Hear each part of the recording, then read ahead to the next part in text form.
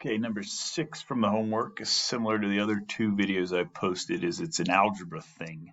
So I guess it's good that most of the questions are with these algebra, because these are kind of obscure algebra methods that we're looking at that you just don't see very often. But if you think about them, you'll probably get them. And then it's something you can kind of see a pattern and you kind of know when to try. Like if you see this type of function, you say, oh, maybe I can do that creating a perfect square, I guess is the best way to put it. It's not really completing the square, but let me show you what I mean. Okay, so when we're doing arc length, we're dealing with 1 plus y prime squared, square root, right? This is the expression I end up with. So the idea here is if this is a perfect square, I can take the square root of it.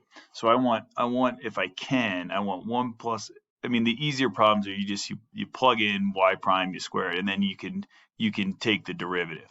But that's going to be complicated for something like this, right? I mean, here's y prime, and I'm going to square it here in a second, and then you're not going to be able to take the square root of that, or you're not going to be able to do u sub to figure out the integral.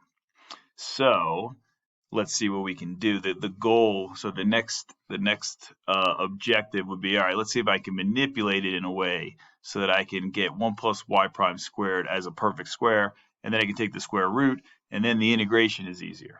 Okay, so what I did was, so far I got this is y prime, and then I'm going to look at y prime squared, right, because I need that at some point. So I'm going to square y prime. And here's the first tricky part. 1/2 squared is a fourth. What happens when I square this guy? Let's see. Do we need to do this? Maybe we do, because we're going to have to factor in a couple steps. We're going to have to go backwards. So this might help us. So when I FOIL, or when I square something, I got to FOIL it out, right?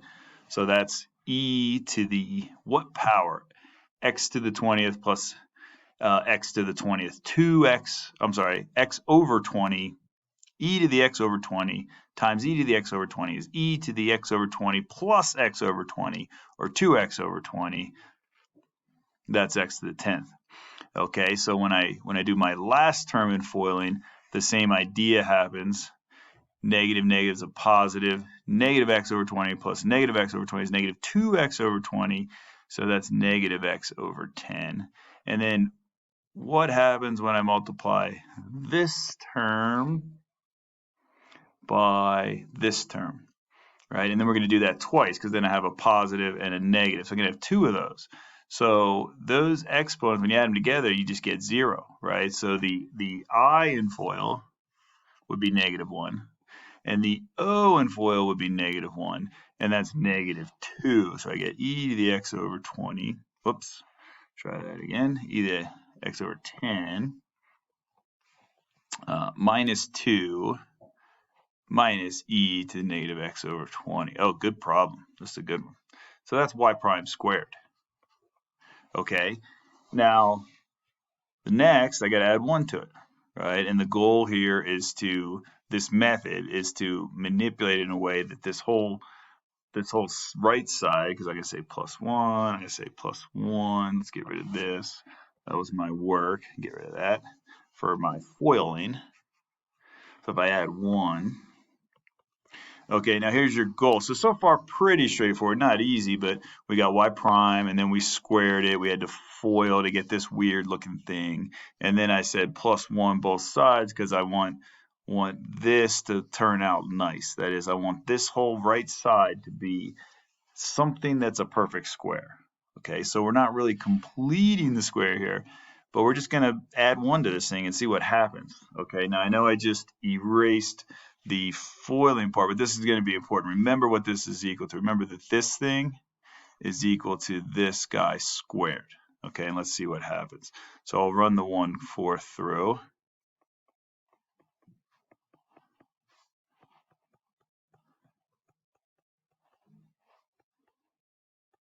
Okay, and then I'll add 1. So -1/2 plus 1 is +1/2. Okay, and then I'm going to factor Like if you look at these in the solution manual of your book, it really skips a lot of steps here. Like it's skipping these steps. So I'm going to factor out the 1/4 again.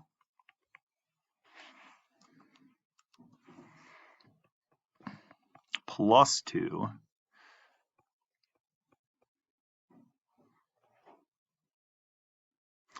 X over 10. Sorry, I got my 10s and 20s mixed up. I got to be more careful. Let's see. When I squared out the 20s, I got 10s.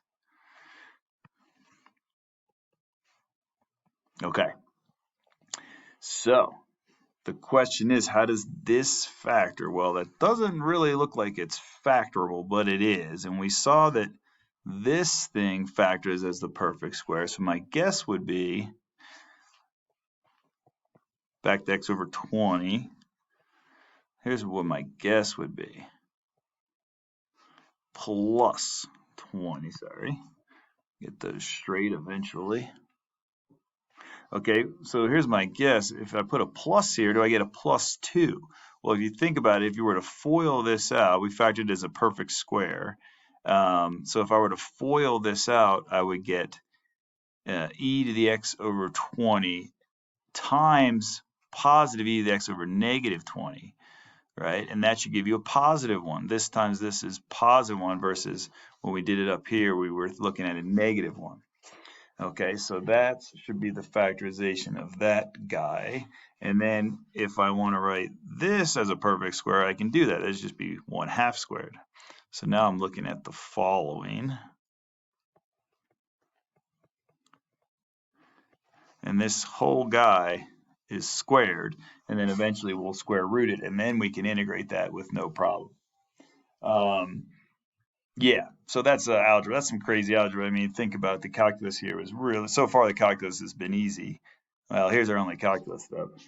And now our next calculus step, when we put our 1 plus y prime squared under the root, this will essentially go away, right? And then we can integrate for whatever bounds without having to worry about any u substitution. These will be easy integrals to take.